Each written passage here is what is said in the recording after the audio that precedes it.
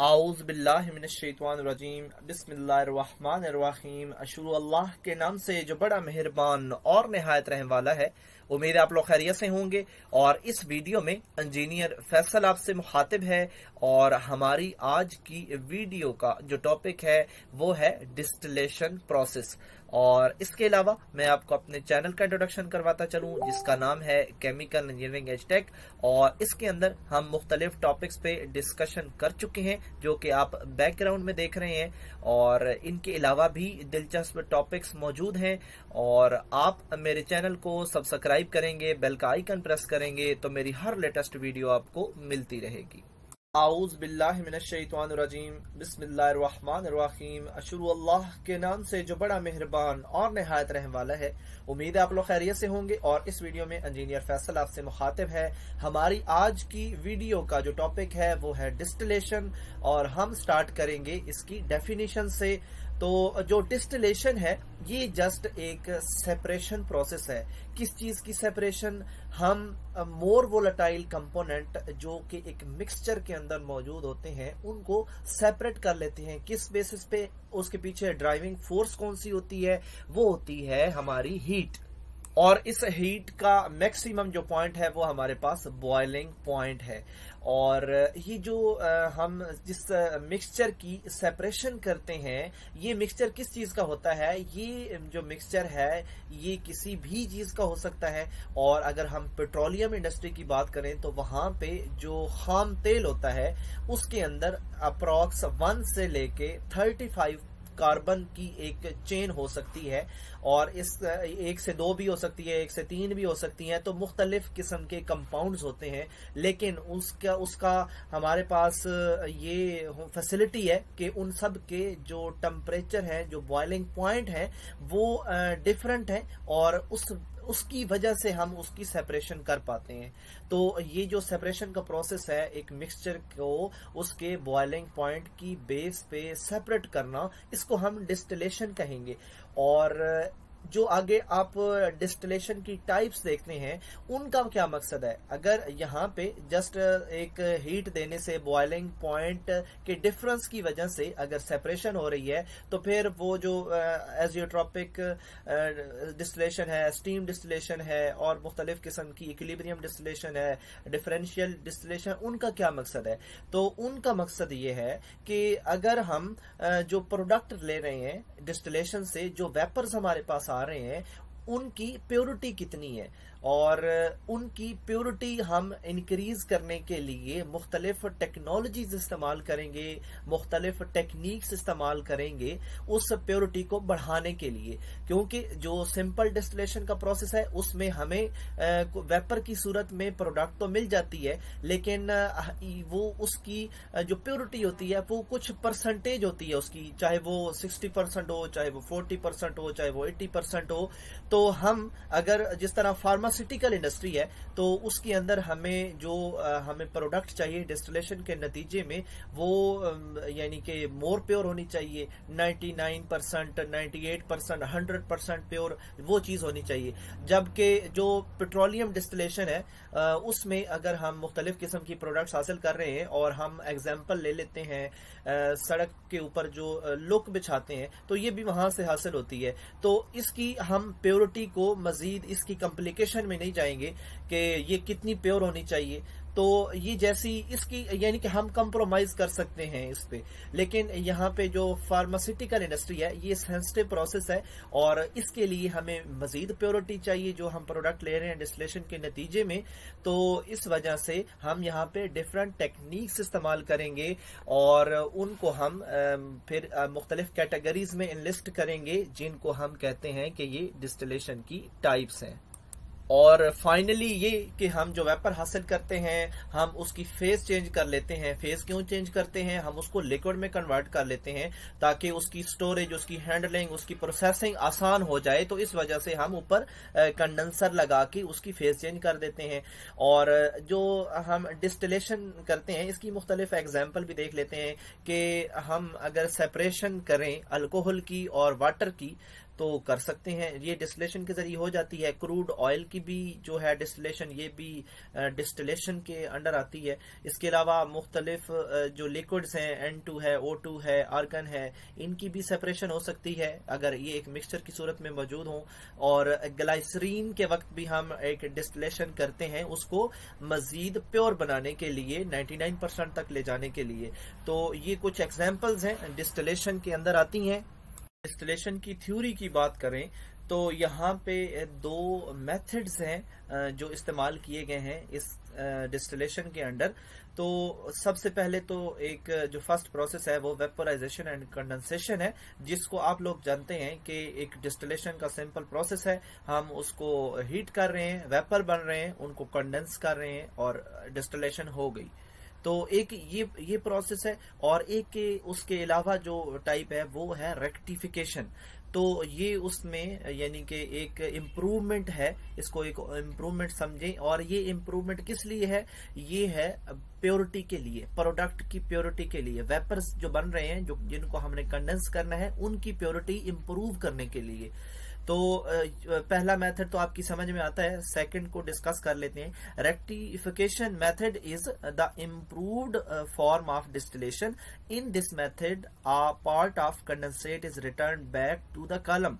तो ये कॉलम में वापस भेज दिया जाता है जो हम वहां पे कंडेंसर के अंदर उसको कंडेंस करते हैं, वेपर्स को, उसको मजीद प्योर करने के लिए वापस भेज दिया जाता है। और यहाँ पे मजीद है कि वापस भेजने का क्या तरीका है? यहाँ पे है कि काउंटर करंट इंटीमेट कांटेक्ट होना चाहिए, यानी कि जो हम वापस भेज रहे हैं उसकी जो इनलेट होगी वो उस जो कॉलम है उसके टॉप से होगी। उसके टॉप से होगी तो नीचे से जो वेपर जा रहे होंगे वो आपस में काउंटर करंट एक दूसरे के साथ कांटेक्ट करेंगे और इस तरह उनको टाइम भी ज्यादा मिलेगा। उसके टॉप से जब वो बॉटम की तरफ आएगा और रास्ते में कांटेक्ट होगा तो उनको टाइम भी मिल जाएगा एक कांटेक्ट करने के लिए। तो इस तरह जो है वो हम उसको रिफ्लक्स को वापस भेजेंगे। उसी को रिफ्लक्स हम कह रहे हैं, जो कि हम कंडेंसर में उसको उसकी फेस चेंज कर रहे हैं अपनी हम जो प्रोडक्ट है। तो जो रेक्टिफिकेशन का प्रोसेस है इसको हम करते हैं फ्रैक्शनेटिंग कॉलम में। और यहाँ जो कॉलम है वो डिफरेंट पार्ट्स में डिवाइड हुआ होता है और ट्रेस की मदद से वहां पे डिवीजन की जाती है और हर ट्रे जो है वो हमें डिफरेंट प्रोडक्ट देती है। तो यहाँ पे जो कॉलम है उनके अंदर जो पैकिंग होती है उसके लिहाज से इनके नाम मुख्तलिफ हैं। तो यहाँ पे हम फ्रैक्शनेटिंग कॉलम इस्तेमाल करेंगे किसमें? रेक्टिफिकेशन के प्रोसेस में। तो डिस्टिलेशन की थ्योरी जो है वो दो टेक्निक्स पे डिपेंड करती है। एक तो सिंपल हमने बता दिया जो हमें पता है, और एक हम रेक्टिफिकेशन का जिक्र करेंगे जिसके अंदर रिफ्लक्स को वापस भेजा जाता है। किस लिए भेजा जाता है? प्योरिटी के लिए। यहाँ पे हम डिस्टिलेशन की मुख्तलिफ टाइप्स को डिस्कस करेंगे और प्रिसाइज अंदाज में करेंगे ताकि आपको समझ आए। और सबसे जो पहली टाइप है वो उसको हम डिफरेंशियल डिस्टिलेशन भी कहते हैं। इसके अलावा हम उसको सिंपल डिस्टिलेशन भी कहते हैं और इसको हम बैच प्रोसेस भी कहते हैं। जो सेकंड है वो इक्विलिब्रियम है, इसके अलावा उसको फ्लैश भी कहते हैं। और थर्ड जो है वो स्टीम डिस्टिलेशन है। और इसके अलावा फ्रैक्शनेटिंग डिस्टिलेशन है या रेक्टिफिकेशन, जो हम अभी जिक्र कर चुके हैं रेक्टिफिकेशन का, जिसमें रिफ्लक्स को वापस भेजा जाता है। और ये क्योंकि फ्रैक्शनेटिंग कॉलम में होता है तो उसको हम फ्रैक्शनेटिंग डिस्टिलेशन भी कह सकते हैं। और फिफ्थ जो है वो एक्सट्रैक्टिव डिस्टिलेशन है, इसको भी हम डिस्कस करेंगे। तो यहाँ पे ये ख्याल रखिएगा जो मुख्तलिफ नाम है वो एक चीज के एक से ज्यादा नाम है। तो कोई और नाम आ जाए तो आप ये नहीं कहिएगा कि ये पता नहीं कौन सी डिस्टिलेशन आ गई है। इनके जो दूसरे नाम है वो भी पता होने चाहिए। तो सबसे पहले हम डिस्कस करते हैं डिफरेंशियल डिस्टिलेशन को। और इसके अंदर क्या होता है, इस जो डिस्टिलेशन का एक मुकम्मल प्रोसेस है कि हम उसको फीड देंगे, हीट देंगे, बॉयल करेंगे, बॉइलिंग पॉइंट तक लेके जाएंगे, वेपर बनेंगे, उनको फिर कंडेंसर में लेके जाएंगे। तो ये तो हमने काम सब टेक्निक्स के अंदर करना ही करना है, जो कि इसकी टाइप्स हैं। अब इनकी डिफरेंशिएशन जिस पॉइंट की वजह से, जिस मेथड की वजह से से इन सब में फर्क आ रहा है, वो फर्क आपने लाजमी नोट करना है कि अब डिफरेंशियल क्यों मुख्तलिफ है बाकियों से।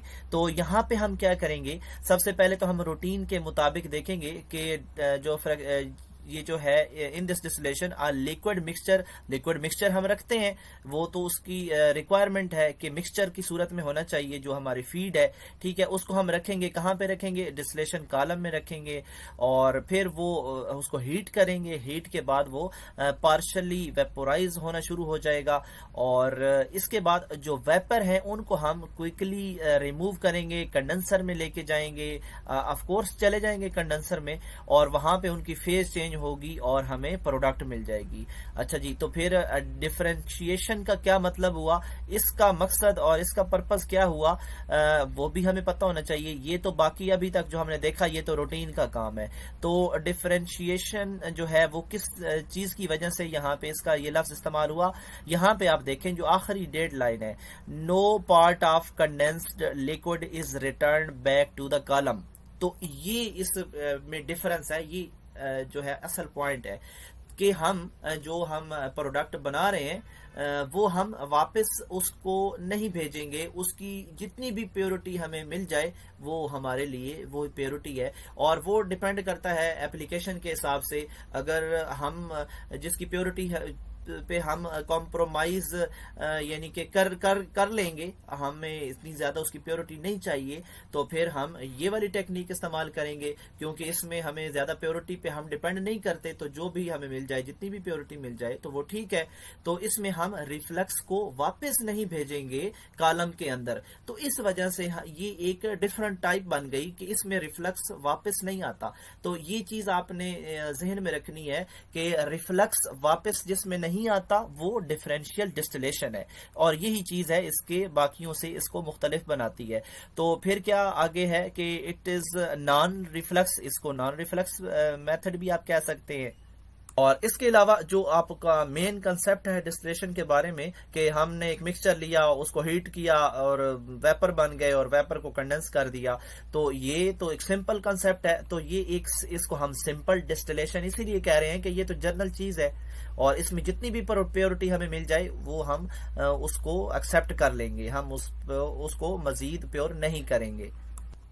हम यहाँ इसके यूजेस क्या हैं, इसको कहाँ इस्तेमाल करेंगे, वहां पे जहाँ पे लार्ज डिफरेंट हो, बॉइलिंग पॉइंट में ज्यादा फर्क हो, और इसके अलावा हम यहाँ पे डायरेक्ट फायर दे सकते हैं, या हीटेड गैसेस भी दे सकते हैं, या इलेक्ट्रिकली कॉइल्स, जिस तरह हम पानी बॉयल करते हैं इलेक्ट्रिक हीटर की मदद से, उस तरह हम इसको भी हीट दे सकते हैं, जिस तरह इस्त्री को हीट देते हैं इसको भी दे सकते हैं। इसके अलावा हीटेड गैसेस जो होती हैं, वो गैसेस जो कि एनवायरनमेंट में जाने से पहले हम उनकी एनर्जी को रिकवर करते हैं, तो वो हीटेड गैसेस होती हैं। हम कोई स्पेशल गैस नहीं बनाते उसको हीट करने के लिए, तो ये हमें हीट प्रोवाइड करके चली जाती हैं। तो हम जी, तो फायदे के बाद हम डिसएडवांटेज देखते हैं कि ये क्योंकि सिंपल मेथड है, ये ओल्ड मेथड है, सबसे पहले ये ईजाद हुआ था। इनएफिशिएंट है क्योंकि हमें प्योरिटी सही नहीं मिल रही, हम जो है वो इससे प्योरिटी ले भी नहीं रहे, तो ये इनएफिशिएंट मेथड है। इसके अलावा ये इकोनॉमिकल नहीं है, क्योंकि यहाँ पे जो हमें क्योंकि प्योरिटीज सही नहीं मिल रही, और वो चीज जिसकी प्योरिटी सही नहीं है वो हम उसकी मार्केटिंग कैसे करेंगे, ऑफ कोर्स उसकी डिमांड कम होगी, तो ये हमें इकोनॉमिकल मेथड हमारे लिए नहीं है। नेक्स्ट जो हमारे पास यहाँ पे डिस्टिलेशन की टाइप है उसको हम कहेंगे इक्विलिब्रियम डिस्टिलेशन, और इसमें हम क्योंकि बाकी प्रोसेस तो वही है, तो क्या डिफरेंस है इक्विलिब्रियम डिस्टिलेशन हम उसको क्यों कह रहे हैं, क्योंकि यहाँ पे देखें कि a definite portion of the liquid mixture is vaporised by boiling it, ठीक है, वो तो हमने करना ही करना है। तो इसके अलावा the vapour formed is not removed at once, तो जो वेपर हमारे पास एक दफा बन जाएगा हम उसको कंडेंसर में नहीं जाने देंगे, ठीक है। यहां से वो डिफरेंशियल से ये चीज अलग हो जाती है, वहां पे तो हम जाने देते हैं और यहां पे हम कंडेंसर में भी नहीं जाने देंगे। रिफ्लक्स तो दूर की बात, हम उसको कंडेंसर तक पहुंचने ही नहीं देंगे, हम उसका रास्ता बंद कर दें कंडेंसर वाला जहां वेपर ने जाना है। कब तक बंद करेंगे? जब तक वो वेपर और जो उसके नीचे लिक्विड मिक्सचर पड़ा है उनके दरमियान इक्विलिब्रियम नहीं हो जाता। और जब इक्विलिब्रियम हो जाएगा तो फिर हम जो है उसको इजाजत देंगे कि वो कंडेंसर में चला जाए। और ये जो तरीका है ये भी प्योरिटी हासिल करने के लिए है, बिल्कुल इस तरह जिस तरह आगे कुछ रिफ्लक्स में या रेक्टिफिकेशन में हमने बात की थी और हम मजीद आगे उसकी बात करेंगे। तो जस्ट ये जो इक्विलिब्रियम डिस्टिलेशन है इसमें आपने क्या याद रखना है कि हम वेपर को उस वक्त तक कंडेंसर में नहीं जाने देंगे जब तक हम वो जो लिक्विड फेज है और जो वेपर फेज है वो आपस में इक्विलिब्रियम में नहीं आएंगे तो हम नहीं जाने देंगे। तो जस्ट ये फर्क है। तो ये फर्क आपको पता होना चाहिए कि ये हम इसकी टाइप क्यों पढ़ रहे हैं। और ये इसकी डायग्राम है, डायग्राम तकरीबन सबकी एक जैसी है तो वो आप खुद देख लीजिएगा। और यहाँ पे फीड है, ये जो है हीटर है, और ये इसको स्टिल भी कहते हैं जो नीचे वाला बॉटम है, और ऊपर जो हमारा है कॉलम इसके अंदर हाफ लिक्विड है बाकी वेपर्स हैं। और फिर वेपर और लिक्विड के निशान आपने अलग अलग बनाने हैं और वेपर उसमें चले जाएंगे कंडेंसर में। और कंडेंसर में ये आपने बनाना है कि हमारा जो कॉइल्स हैं इनके अंदर हम कोई कोल्ड जो है वो लिक्विड प्रोवाइड कर रहे हैं। कंडेंसर के अंदर खुद ब खुद तो कंडेंसेशन या कूलिंग नहीं होगी ना, हम कुछ प्रोवाइड करेंगे और फिर वो टॉप प्रोडक्ट निकाल भी लेते हैं और इसमें रिफ्लक्स नहीं होगा। और इसके बाद हम जो है इसका जो दूसरा पोर्शन क्या है कि जब इक्विलिब्रियम हमारे पास आ जाएगा और वेपर फेज जो है उसको सेपरेट करेंगे। सेपरेट करके क्या करेंगे जी, उसको कंडेंसर में लेके जाएंगे और वहां पे हम उसको रिकवर कर लेंगे उसकी फेज चेंज करके। और यहाँ पे लास्ट लाइन में एडवांटेज से ऊपर देखें, no part of condense liquid is return back to the unit. तो हम अब उसको भी रिफ्लक्स की तरह हम यूज नहीं करेंगे, हम वापस नहीं लेके आएंगे। जो होना था वो इक्विलिब्रियम की सूरत में जो प्योरिटी आनी थी हमें मिल गई, अब हम उसको मजीद उसको बिल्कुल भी नहीं छेड़ेंगे। और जो इसके एडवांटेजेस हैं इनमें पहला जो है वो सिंपल डिस्टिलेशन के मुकाबले में distillation give large amount of vapours. तो इसमें हमें प्रोडक्ट की जो क्वांटिटी है, जो अमाउंट है वो ज्यादा मिल जाती है हमें। और इसके अलावा the liquid and vapours formed are in constant equilibrium and the vapour removed and condensed are always the same composition. तो इक्विलिब्रियम की वजह से वो उनकी कंपोजिशन जो है वो सेम हो जाती है। कंपोजिशन और प्योरिटी में फर्क है, इसको आप वो प्योरिटी की सेंस में ना लें। जो कंपोजिशन है वो सेम होगी, प्योरिटी अलग चीज है। और इसके अलावा जो यूजेस हैं इसके, वो equilibrium distillation is use in multi component, जहां पे मिक्सचर में ज्यादा कंपोनेंट शामिल होंगे वहां पे। इसके अलावा पेट्रोलियम इंडस्ट्री में या बाइनरी मिक्सचर को सेपरेट करने के लिए इस्तेमाल होगी। अब हम बात कर लेते हैं डिस्टिलेशन विद रिफ्लक्स, या उसको हम रेक्टिफिकेशन भी कहते हैं। और रेक्टिफिकेशन के बारे में हम पहले भी बात कर चुके हैं कि इसके अंदर हम अपनी प्रोडक्ट की प्योरिटी हासिल करने के लिए जो हमारे पास कंडेंसेट है, जो हमारे पास प्रोडक्ट बन चुकी होती है, हम उस प्रोडक्ट को उठा के दोबारा कॉलम में डाल देते हैं।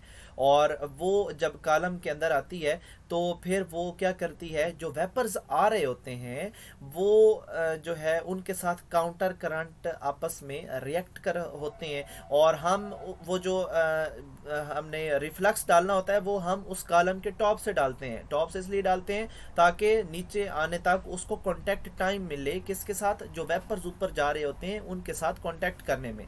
और ये काम क्यों किया जाता है, ये काम भी जो है हमें प्रोडक्ट की अपनी प्योरिटी को इनक्रीज करने के लिए किया जाता है और नई टेक्नोलॉजी है। और जब आप इसकी डायग्राम बनाने लगेंगे तो हम यहाँ पे जो वेपर्स हैं उनको एरो के साथ दिखाएंगे कि ये ऊपर जा रहे हैं और फिर वो नीचे भी आ रहे होते हैं। और जो यहाँ पे जो कंडेंसर है इसमें से जो प्रोडक्ट हमारे पास निकल रही है उसको हम दो पोर्शन में दिखाएंगे। एक तो हम रिफ्लक्स के तौर पे भी यूज करेंगे और दूसरा हम यहाँ पे हमारा ये प्रोडक्ट भी है, यानी कि हम निकालना चाहें तो यहाँ पे प्रोडक्ट के तौर पे भी निकाल सकते हैं और बाकी हम रिफ्लक्स के तौर पे कुछ उधर भी भेज सकते हैं, दोनों काम कर सकते हैं। और तो ये हमारा जो इसकी डायग्राम है, ये इस पे थोड़ी तवज्जो दीजिएगा, ये उनसे थोड़ी मुख्तलिफ है। इसके बाद हमारे पास पेट्रोलियम डिस्टिलेशन है, और पेट्रोलियम क्योंकि इंडस्ट्री है और ऑयल रिफाइनरी में ये काम होता है, और इसमें क्या फ़र्क है और बाकी डिस्टिलेशन के मुकाबले में कि यहाँ पे जो हमारे पास फीड है वो हमारे पास एक खाम तेल है, और उसके अंदर ऑर्गेनिक कंपोनेंट्स होते हैं, और उन कंपोनेंट्स में जो कार्बन की चेन है वो 1 से 35 तक होती है या हो सकती है, और इसकी वजह से उसमें मुख्तलिफ किस्म के हमारे पास कंपोनेंट्स हम हासिल कर सकते हैं।